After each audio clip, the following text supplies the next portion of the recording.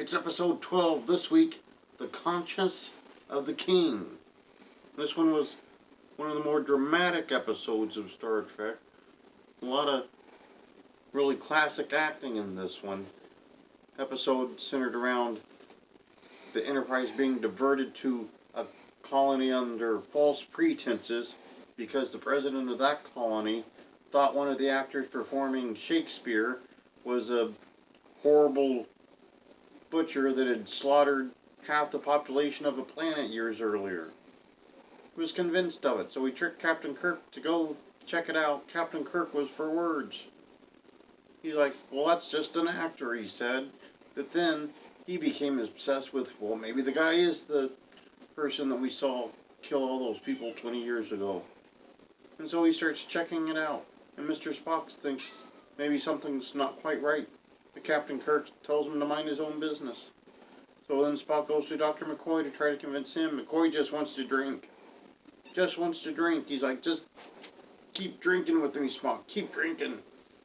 And he's just pouring shot after shot. Mr. Spock's trying to tell him, but maybe the captain's in danger. And McCoy's like, it'll wait till after we're done drinking. And then, when they pretty much figure out that Captain Kirk and Kevin Riley, who was not seen since the second episode of the series, were the only two people that could identify this guy, then they start getting really serious.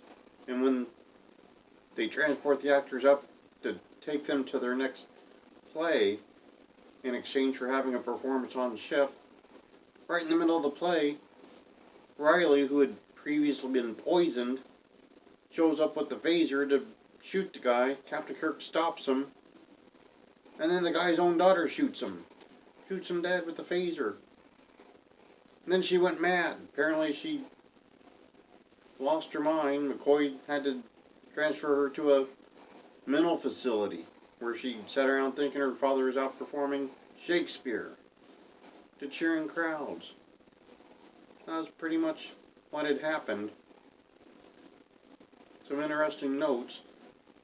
Rather than a prosthetic eye, the guy that lured Kirk to the colony under false pretenses, he had a half face mask for no reason, with like a patch for the eye.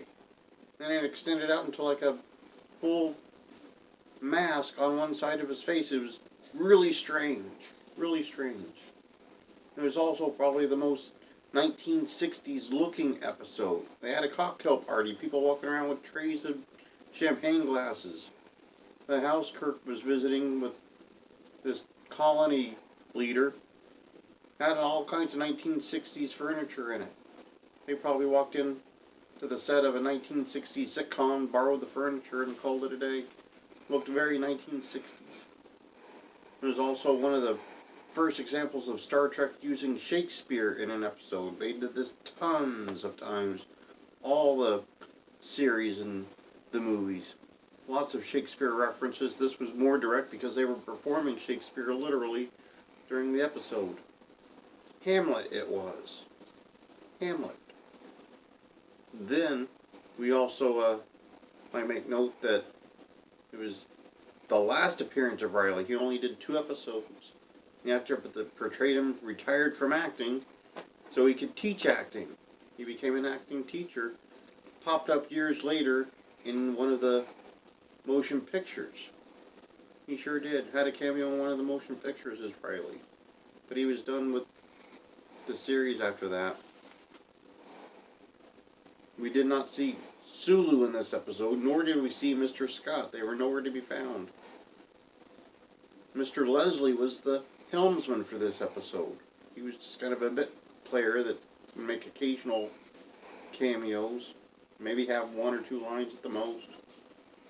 He was in the helm position. Navigator is unnamed. So, yet another navigator. There were a lot of navigators in the first season of Star Trek. They had one pretty much almost every episode. Nobody took that position very long. Riley, they said, had moved from the engineering decks to the communication decks, and then was back down to engineering, which they all said was a major demotion. I don't know why engineering would be a demotion from communications, but they said it was a huge demotion. They said that's what happens in disciplinary actions. So maybe Scott was under disciplinary actions when he got the engineering assignment.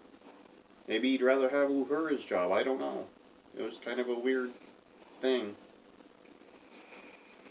And also, Dr. McCoy heavily drinking this episode. Heavily drinking. No wonder he keeps the Saurian brandy right there in sickbay. He nips on it. Well, pretty much, that's conscious of a king.